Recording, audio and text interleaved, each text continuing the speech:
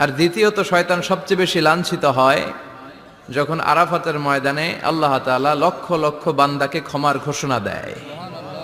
সুবহানাল্লাহ কইবেন না? খায়রু আইয়ামিল আরদ, পৃথিবীর সবচাইতে শ্রেষ্ঠ দিন কোন দিন? আরাফার দিন।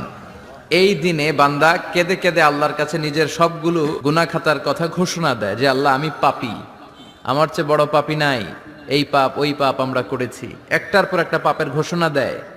আর আল্লাহ এত খুশি হতে থাকে, সব শেষে আরাফার দিনের সূর্য ডোবার আগেই আল্লাহ আরাফার ময়দানের হাজীদেরকে মাফ করার ঘোষণা দিয়ে দেয়।